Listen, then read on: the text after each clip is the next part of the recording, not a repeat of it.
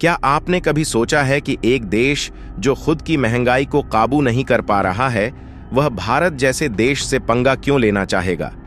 जी हां, हम बात कर रहे हैं तुर्की की, जिसने हाल ही में भारत के खिलाफ एक बड़ा फैसला लिया है। तुर्की ने भारत को ब्लैकलिस्ट करते हुए सभी डिफेंस हथियारों के एक्सपोर्ट पर रोक लगा दी है। यह फैसला इसलिए लिया गया है ताकि तुर्की पाकिस्तान की मदद कर सके। तुर्की ने यह कदम ऐसे समय में उठाया है जब वह खुद आर्थिक संकट से गुजर रहा है। वहां की महंगाई आसमान छू रही है और जनता खाने के लिए तरस रही है। ऐसे में तुर्की ने भारत जैसे देश के खिलाफ कदम उठाया है जो हर दिन पावरफुल होता जा रहा है। जब यह खबर भारत तक पहुंची तो देश भर में हलचल मच गई। तुर्की ने भारत को ब्लैकलिस्ट करने का फैसला लिया, जिससे भारत के लिए डिफेंस हथियारों की सप्लाई पूरी तरह से बंद हो गई। तुर्की ने यह साफ कर दिया कि उन्होंने यह फैसला पाकिस्तान की मदद के लिए लिया है। भारत ने तुर्की के इस कदम का जवाब बड़े ही जबरदस्त तरीके से दिया है। आसमान में थूकने वाले को शायद ये पता नहीं है कि पलट के थूक उन्हीं के चेहरे पर गिरेगा। करारा जवाब मिलेगा, करारा जवाब मिलेगा। भारत ने तुर्की को शिप बिल्डिंग के कॉन्ट्रैक्ट से बाहर निकाल दिया है, जिससे तुर्की को बहुत बड़ा नुकसान हुआ है। आगे स्वाद। तुर्की की गवर्नमेंट को यह समझ में आ गया कि भारत अब पहले की तरह नहीं रह गया है। भारत अब अपनी डिफेंस प्रोडक्शन में आत्मनिर्भर बनता जा रहा है और अपनी सुरक्षा के मामले में किसी भी देश पर पूरी तरह निर्भर नहीं है। भारत ने अपनी डिफेंस प्रोडक्शन को साल दर साल बढ़ाया है। आज भारत डिफेंस प्रोडक्शन में आत्मनिर्भर होता जा रहा है और कई देशों को डिफेंस इक्विपमेंट एक्सपोर्ट भी कर रहा है।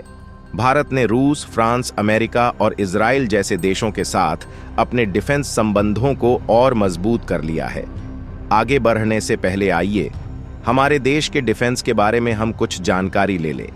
भारत की डिफेंस फोर्स में 3 मुख्य शाखाएं शामिल हैं: भारतीय सेना, भारतीय नौसेना और भारतीय वायुसेना। भारतीय सेना जमीनी युद्ध की जिम्मेदारी संभालती है और इसमें पैदल सेना, आर्टिलरी, आर्मर्ड कोर और इंजीनियर्स शामिल हैं।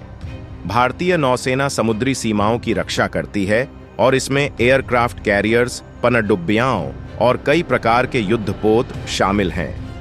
भारतीय वायुसेना हवा में देश की सुरक्षा करती है और इसमें लड़ाकू विमानों, हेलीकॉप्टरों और ट्रांसपोर्ट एयरक्राफ्ट की विविधता शामिल है।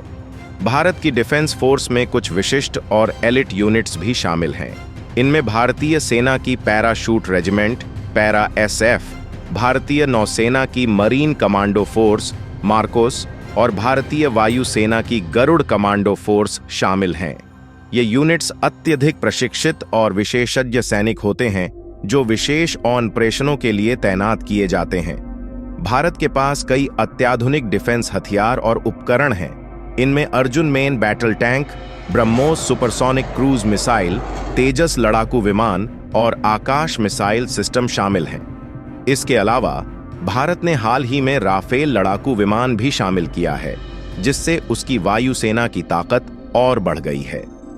तुर्की के इस फैसले का भारत पर कुछ हद तक असर जरूर पड़ेगा, क्योंकि भारत तुर्की से कई डिफेंस और मिलिट्री इक्विपमेंट खरीदता रहा है। इनमें राइफल, विस्फोटक, तोपखाने, ड्रोन और बड़े-बड़े आर्म्ड व्हीकल शामिल हैं। इसके अलावा ताकतवर डिफेंस हथियारों को बनाने में इस्तेमाल होने वाले इलेक्ट्रॉनिक रडार और नेटवर्किंग कंपोनेंट भी तुर्की से खरीदे जाते हैं। तुर्की ने भारत को ब्लैकलिस्ट कंट्री में डाल दिया है और उनके द्वारा भारत को किसी भी प्रकार के डिफेंस और मिलिट्री इक्विपमेंट का एक्सपोर्ट नहीं किया जाएगा। तुर्की ने साफ साफ बता दिया है कि उन्होंने यह फैसला पाकिस्तान की मदद करने के लिए लिया है।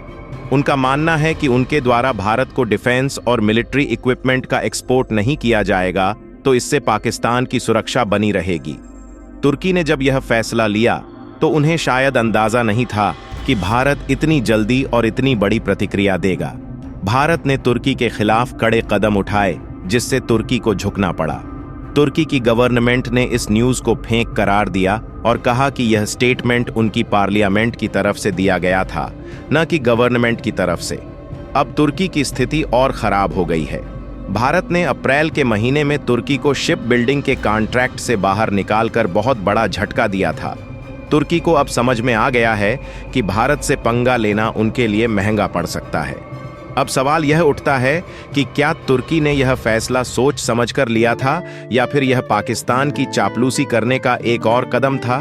क्या भारत को तुर्की के खिलाफ और सख्त कदम उठाने चाहिए? आपकी राय क्या है? कमेंट में जरूर बताएं। इस वीडियो को लाइक करें और अपने दोस्तों के साथ शेयर करें ताकि उन्हें भी इस बारे में जानकारी मिल सके। और भी नॉलेजेबल वीडियो देखने के लिए चैनल को सब्सक्राइब करें और बेल आइकन को ऑल पर जरूर सेलेक्ट करें। जय श्री राम।